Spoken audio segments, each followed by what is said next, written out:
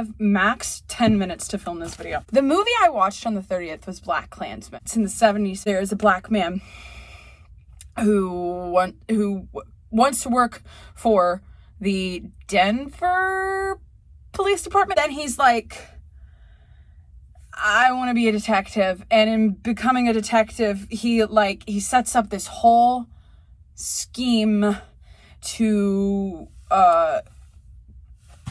get into the Klan. And in order to do that, he has to pretend to be white over the phone. But Adam Driver pretending to be the white guy. 10 out of 10 movie. If you haven't seen BlacKkKlansman, fucking watch that shit. White people suck. I know that. I've known that for a very long time. They fucking suck. There's not, again, like I said with Dear White People, there's not much I can add to the conversation besides, white people should watch BlacKkKlansman. And if you're offended, you need to do some soul searching. Okay? Thank you. The album I listened to today was Maybe Happy Ending, the Broadway cast recording, because the Tony Awards nominations have been announced. Okay?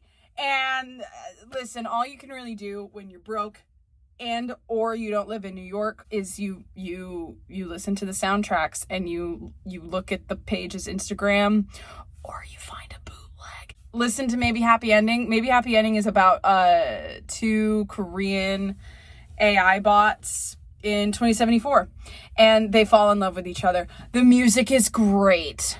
Oh, it pisses me off. It is a wonder. What is her name? Helen Shen didn't get nominated for a Tony Award. I haven't seen her performance, but she sounds incredible. And the main guy, I don't know his name, but he's played by Darren Criss.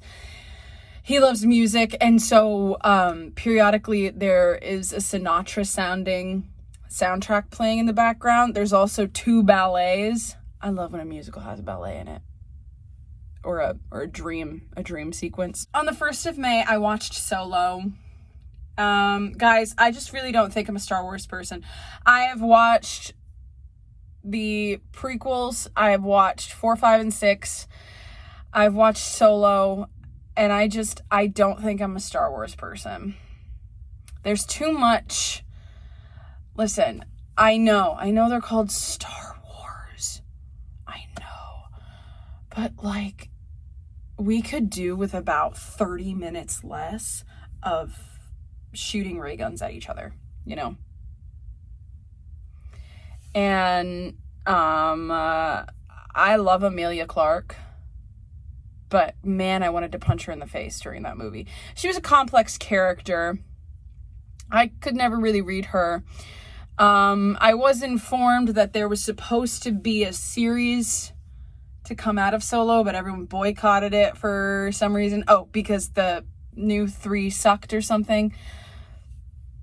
I don't know. Album I listened to today was 1X by 3 Days Grace. It really sounds exactly how you think it would sound. It's giving emo absent fathers playlist, and I enjoyed it. On the 2nd of May, I watched a play called The Grown Ups, and it was actually really fucking good. These people go to this summer camp, and it was written in 2020. Very important that you know that. And basically there's this viral pineapple going around, and if you see Dwayne The Rock Johnson, you are a part of one group, and if you see a pineapple, you are a part of another group, and it turns into this big whole thing. And basically the government is getting overthrown by psychos, and if you say you are a pineapple person, they're coming after you and they try to kill you.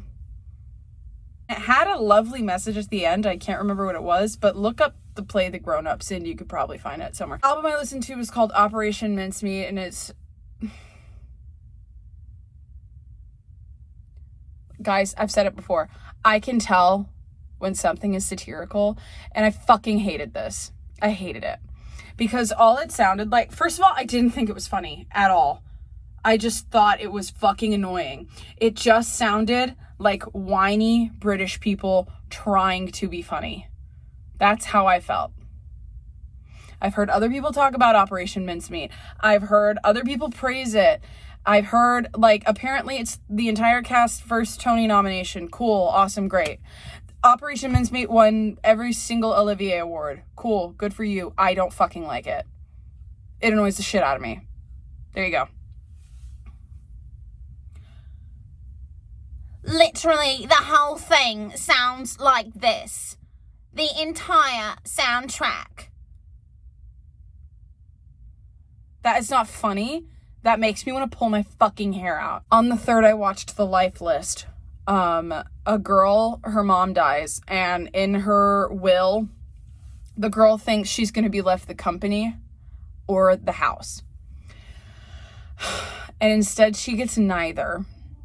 And her mom finds a list she wrote, that her daughter wrote when she was 13, and it was things she wanted to do in her life. And her mom's like, I'm about to die. I'm not going to be able to dig you out of your holes anymore. And she's saying this with love. She's saying it with so much love.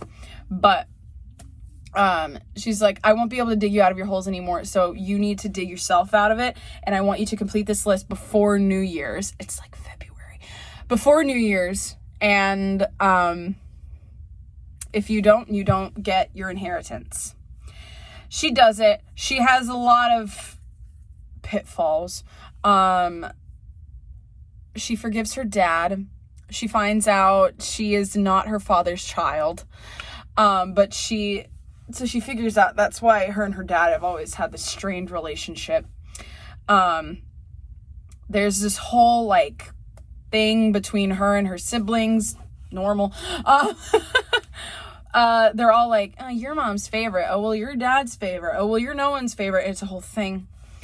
I liked it a lot because personal reasons. Yeah, that I'm not going to get into. It was a very real movie, and it was also a very sweet movie. If you don't like to think about the strained relationships in your life, watch that movie and learn a hard lesson while you're at it. Album I listened to today was the Death Becomes Her musical soundtrack. Now that was funny. It's campy. Will I listen to it again? Probably not. On the 4th, I watched a movie called Lonely Planet. Fucking boring as hell. Laura Dern and Liam Hemsworth.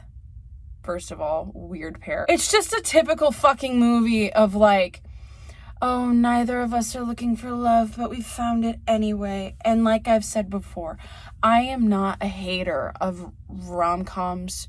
This movie wasn't even funny. So calling it a rom-com is generous. I don't hate romance. I don't hate fun. I don't hate it. I don't. But my God, there's only so many ways you can watch the same fucking premise of a movie. And, where the fuck are you? I'm revealing things to you. This